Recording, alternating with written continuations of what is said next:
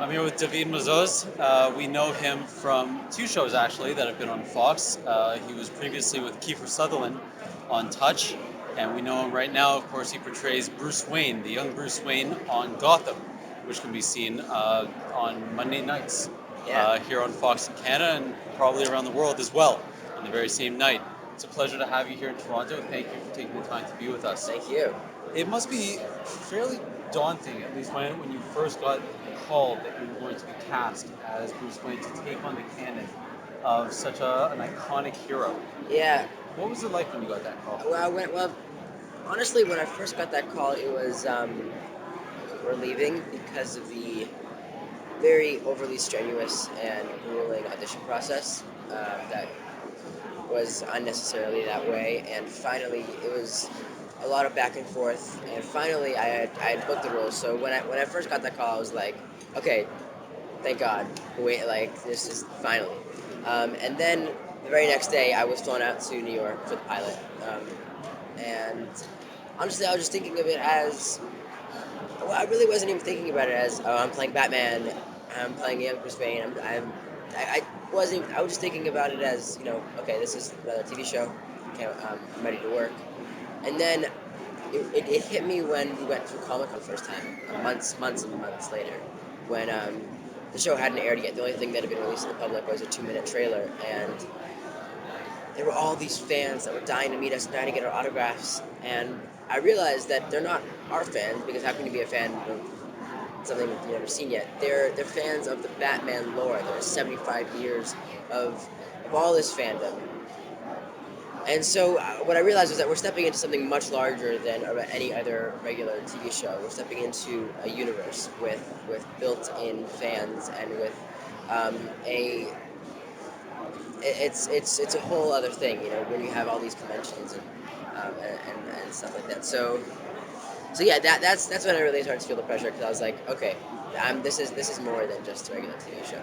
Now, the show is currently in its third season, correct? Yeah. And so you're now 16. Yeah. So you got the part when you were 13.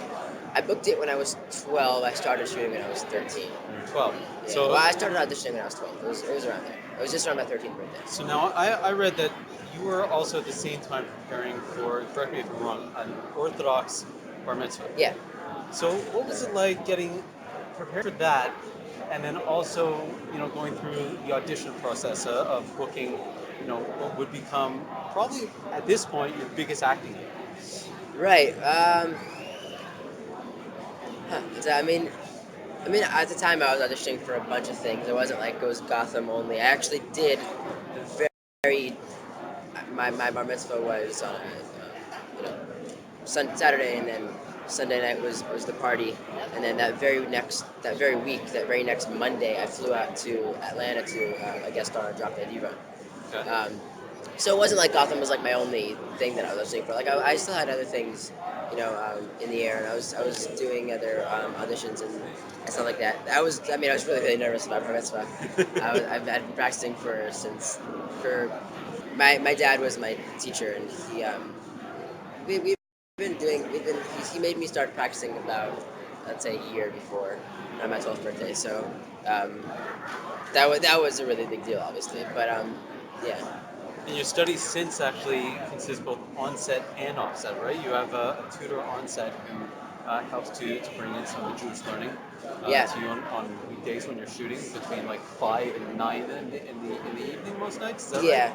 Yeah, it depends when he can come, but And he then- usually comes after work. And you're originally from LA, right? Yeah. So when you go back, you spend some time. I go to school. Yeah, I go to a private Jewish school, and the head of Judaic studies, his brother used to go to YU, but he lives in New York. Okay. And so he comes and tutors me in New York for all my Judaic studies, for Jewish history, Hebrew, and Talmud. Now, that's pretty different. Many actors in Hollywood, oftentimes they will recognize themselves as Jewish, but they're not necessarily practicing. Yeah. And for you, that's that's very different, because Yeah. you both practice and you recognize openly. Yeah. So what's that like on set when you have to kind of balance between shootings that might come Friday night? Do you stop before sundown? Do you make that a point with the directors? How are they with your studies? I mean, they like if say on Rosh Hashanah, for example, the producer always calls and says, just to be sure you don't want to work these days, right? And so he'll make a point to not do that first thing. And they also get us kosher burgers every day for lunch. Um, but yeah, I mean, sometimes you just have to do like I mean, I don't know. It just depends on every situation. But yeah, they're usually pretty cool and set about it. Now, your character, let's switch back to Touch for a moment, Sure. Kiefer Sutherland. I understand that there are a number of different facets to you. You actually you do improv, and you were given a guitar by Kiefer Sutherland. I If I was, read correctly. yeah, Is that right? yeah. So, have you practiced with the guitar? Are you musically inclined as well? Um, no, No. I was getting into guitar and I was taking lessons, and Kiefer knew that. And Kiefer's um, a brilliant musician, and he just had an album come out. But anyway, so yeah, he gave me a guitar for my 12th birthday.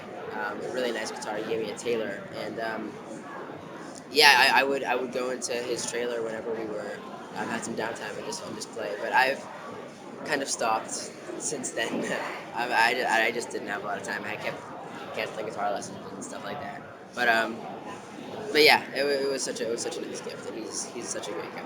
So what would you like to leave us as we've just got a moment left? So, what would you say has been the most rewarding experience so far being on Gotham?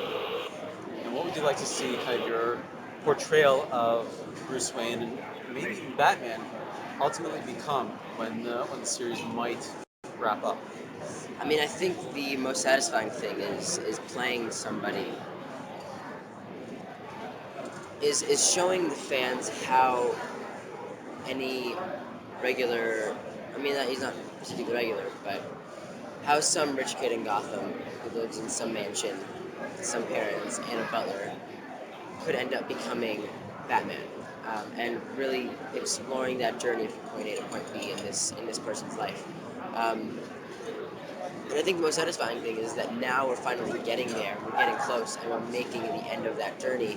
And we're finally we're getting really really close, and especially towards the end of the third season, you'll see something major happens at the very end of the season, that it's going to change Bruce forever, but it's going to propel him on this journey. We're finally getting close to point B, and we're really circling it and gonna punch in.